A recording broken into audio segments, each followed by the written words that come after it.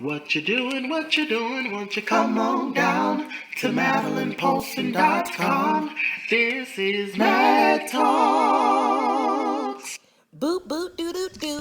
Do do do Hey do y'all. do. Hello, hello, hello. Oh my gosh, I know my hair looks nuts. I need to do it because tomorrow is the first day of school for us. I'm so excited. It's my last first day of school, except I plan to go to graduate school. But thank you guys so much for tuning in. This is the third installment. I was like, third? I don't know how to count. I'm about to graduate from college. I'm the third installment, and you may be saying, Madeline, this is a new setup. Every time I watch the show, it's a new setup. I think you're going to do this, and you do that. And let me tell you why. The first episode, I was in the cute little lazy boy chair. It was real cute. In the second episode, I had Drew, so I couldn't have her in the lazy boy chair with me. That would have been looking tacky. So I had to set up a whole little kunte kinte corner, looking like Kwanzaa, Chris Mahana Kwanzaa, in the dining room, so we both could be in the shot. And then now it's nighttime, so there's no natural light. So I'm like, where can I shoot? Like, my room is pretty tragic right now. So I was like, why not my closet? I have a walk-in closet. And so I said, you know what? This is my last day. It's not my last day of undergrad. Oh, well, I just try to fast forward. Lord Jesus, it's my first last day of undergrad. So why not rep my school, UNCG, the University of North Carolina, Greensboro. Woo! Go Spartans! Jesus. Oh. That tea is good. This is a peppermint with a little bit of ginger and a little bit of sugar. I know last episode I didn't tell you what I was drinking because it's not illegal. What? It's not legal. Is what I meant. Just kidding. It was a little champagne. Was it champagne? No, I'm not that classy. It was a Moscato. It was a little bit of Moscato and a little bit of orange juice. Drew was drunk during that episode, if you didn't notice. Diamond braids, come on. But yeah, we're here. We're back. Thank you guys so much for tuning in and watching. I'm so excited to continue to do this show. I have so many fun episodes planned. This clearly is not going to be one of them because I'm sitting in a bathrobe in my closet. This is going to be the last time I have to come out of the closet. I'm just kidding. Oh, I need to go to sleep. Okay, let's get this episode popping off. Let's look at the questions. You know, I love pulling out this question book filled with nothing. All right. So my first question comes from Emmanuel. Hello, Emmanuel. How are you doing? Oops, I'm showing a little cleave. Look, dinner and a show. Emmanuel says, I'm dating a girl, but I feel like I have to make all the effort. Do you have any tips or what you think I should do? Love your show, and I'm from Cleveland, Ohio. Thank you so much, Emmanuel, for watching. Emmanuel, yes, and it's so interesting that you asked this question. It's almost like I made this question up because I wanted to talk about this. Because I'm talking to this guy, well, I was talking, past tense, and I liked him. You know, and it takes a lot for me to like a guy because you have to be funny, you have to be smart. It's just so many different things you have to do. So I really liked him. I enjoyed his company. I thought he was a good match for me. And so we hung out at the bar. It was real cute. It was really nice. And then like a whole week passed and he lives in a different city than me. So like communication is so important, especially in a long distance relationship. So I don't like to text, but I make that sacrifice. I hate texting because I think it is the lowest form of communication. You're like, LOL, you're probably not laughing, you know? And like, it's hard to put sarcasm in a text and like, it's just too much. That being said, I do use text to get people together. Okay? So if you try me. I'm going to send you a 6-page text. You know, if you get a 6-page text from me, it's not good. It's never going to be good.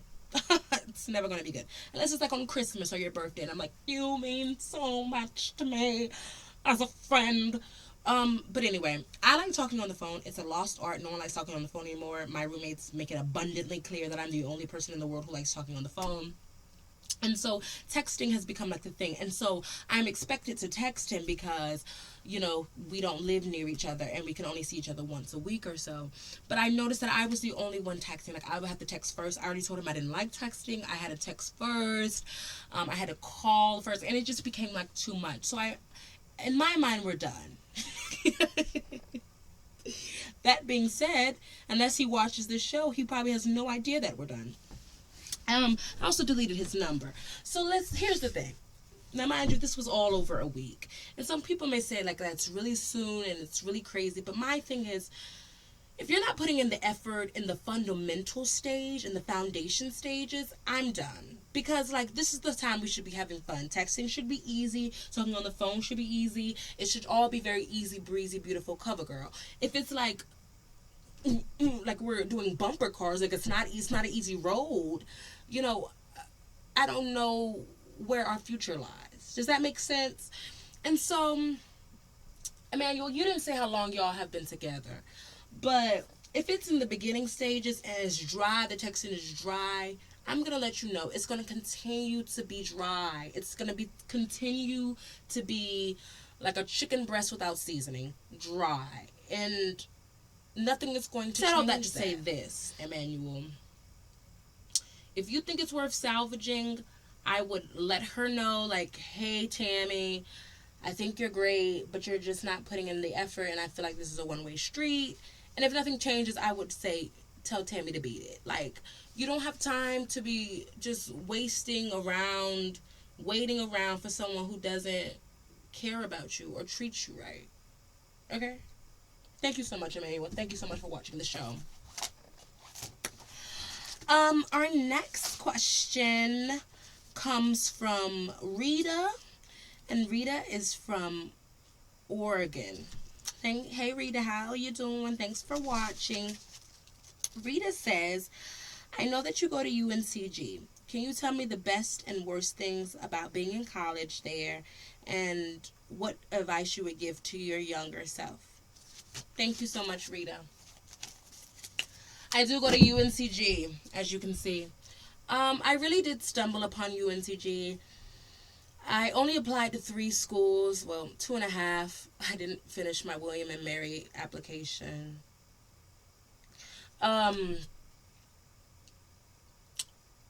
I really stumbled upon it. My friend was like, I got accepted to the dance department at UNCG. I had no idea what a UNCG was. I went to school in Virginia, and so my brother ended up going to school in Chapel Hill, so that's the only UNC I knew. Like, I didn't know there was like 45 UNCs. And so she was like, I got into the dance program, and I was like, what? So I went on the website, and I was like, oh, this is cool, And so actually I was auditioning for UNCSA, which is a small school in Winston, which is a conservatory school, which, if you don't know what that means, it's basically like a bunch of weirdos. Just kidding. Like, all you do is your art. Like, that's all you do. Like, it's not a liberal arts degree, basically. It's like all you do is theater. Like, you eat, breathe, poop, dance. Not even dance, but eat, drink, poop, love theater. And that's it. And so I really wanted to go to the school. It's really, really small. It's like 1,000 students or something. Ridiculously small. And so I was auditioning there, and then I was like, well, we're down the street from UNCG. Let's stop by UNCG. I got there. A man named Neil Shepard. He, rolled out the red carpet, showed me all the ins and outs of the schoolhouse, and everybody was there, and everyone looked so happy. And so when I got home to Virginia, I applied to the school, and within 2 weeks I got it, and then I came to school. I had never lived anywhere else but Virginia, and then I just moved to UNCG. I didn't really know anyone. I didn't know anyone, actually. I didn't know anyone, and it was a little scary, but it's the best decision I've made in my entire life. And that's all I can say. Like, it's literally, I don't know where I would be without going to UNCG. And the connections I've made, I am an actor, and, like, the experience in the professional theater world that I have gotten while I've been here has been priceless. I've given so many opportunities, and I've grown so much as an artist, and I believe in myself so much more and what I have to say. And I found out that I have a voice. And what I also love about it is, like, I can do whatever I want to do. If I want to do a hip hop competition, I can do that. And then I can also do theater, and I can also write, and like I can also be a part of the honors college. I studied abroad. Like, UNCG just allowed like a lot of great things to happen to me. That being said, something I don't like about UNCG. Okay. The health center at UNCG. Ooh. My blood started boiling. If you want to know something that about UNCG that I hate, it is the UNCG Health Center. It is awful. Now, that being said, I hear a lot of health centers are awful. But I feel like ours takes the cake. The receptionists don't want to be there. They're angry. And the last thing you want to deal with if you're not feeling well is a receptionist who doesn't like her job. I'm sorry that you don't like your job. Please give me my prescription anyway. Oh, my God. I'm sorry. I'm sidetracking, but good God, the health center is awful. And I used to be a stand for the health center. Like, people used to talk about the health center, like, drag it through the mud. But I always had the health center's back, because when I had a cold, I could go in there and get some medicine. And that's all that I needed to do until I started having, severe health issues. And the health center was like, girl, I can't help you. And I was like, I have student blue health insurance. So if you cannot help me, I'm going to need you to point me to someone who can for a reasonable amount of money. It took my mom calling from Virginia just for me to get an appointment to get some medicine. Now, mind you, I'm going through withdrawals from my medicine. Lord Jesus, don't get me started, because this whole episode will be about the medical industry and how terrible it is, and how it's like they put you on this medicine, but they don't give you access to the medicine afterwards, so you become worse off than you were in the beginning, and you just wake up every day and it's a struggle. Luckily, I'm back on my medication, but there was a time for about 2 weeks where I didn't have my medicine, and I literally thought I was going to die. And the only option I had was going to the hospital. The hospital was like, we can't give you the medicine because you might be selling it on the street. And they were trying to charge me $600 for a $6 pill. They were going to charge me $600. And it was just shocking and appalling. And so this is what I was saying. Let me take it back. Let me bring it back. Let me bring it back. Let me reel it in. Let me reel it in. Look, don't come to UNCG for the health center. That's all I'm going to say. UNCG has great things going on here. They're rebuilding a lot of stuff. It's a growing school, a beautiful population of people. I met some of my best friends here. Great. I learned a lot. But the health center suck. Okay, thank you so much, Emmanuel, for your question. I know I got really off topic, but please, Lord Jesus, I hope somebody from the health center watches this and they change their behavior, because when I say awful, I mean awful. Just gosh darn terrible. Okay, so our last question comes from Alicia. And Alicia comes from Houston, Texas. Alicia asks, I'm sorry, Alicia. I didn't answer some of Emmanuel's question. What would I tell the young girl coming to UNCG? Just relax. Just relax. When I came to college, I really thought I was going to flunk out. For no good reason. I just thought that I was going to flunk out. Like, I was just like, you know what? Maybe I'm not cut out for college. And I was always on pins and needles about, but literally all you have to do is do the work. And there's so many distractions in college, so it's easier said than done. I mean, Tommy got a kickback, and Felicia has, beer pong at her house, and Kimmy, who lives down the street, is going to Jake's tonight. And so there's always stuff, especially when you turn 21, it's just like, you can go anywhere. Like, literally, the world is your oyster. But what I would say is just do the work. And that's what I would tell my younger self. If you do the work, you'll be fine. I was like, college is so hard. Like, because you're in high school and the teachers are like, this would never fly in college. They would never let you turn in work late, which is true.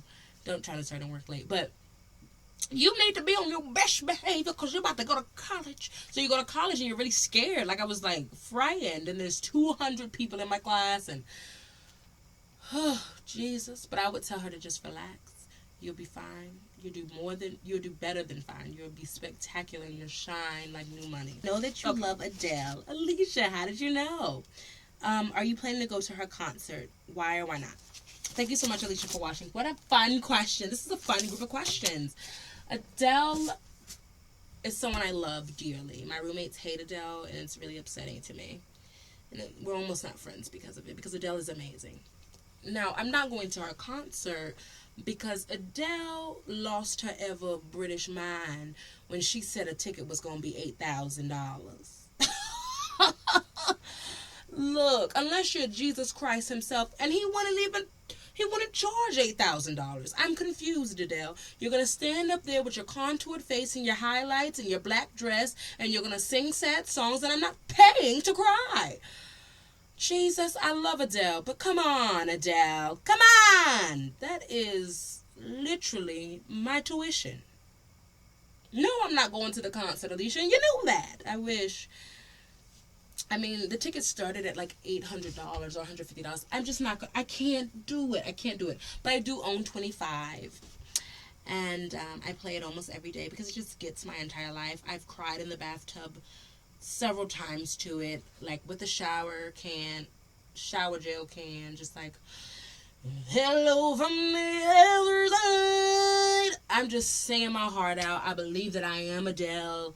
And I also love Adele because she's so down to earth. And like, if you read, she has a interview in Time magazine where she talks about how like she doesn't want her family to be famous. Like, this is her dream, and like she doesn't want to subject them to all the shenanigans that goes on when you're a famous person. And so I love Adele. I love her so much. She's so great. Rolling in the deep, and I've loved her for so long. My friend was like, 25 is overrated. Like, that's not her best album. I said, get out of my presence, you little ginger boy. You know who you are, John Merrill.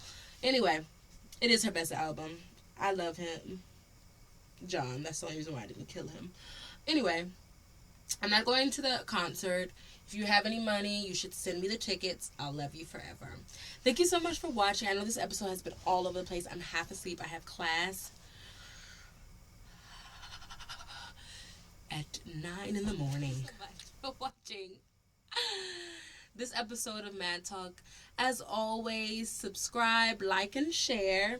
And if you have any questions or things you want me to read on air, feel free to email them to me at madelynnpoulson@gmail.com, or comment them below, or send me a personal message on Facebook if we're cool like that, or slide into my DMs, or Snapchat me there, poo. Just kidding. No, I don't have a Snapchat. I have to edit that out. Jesus.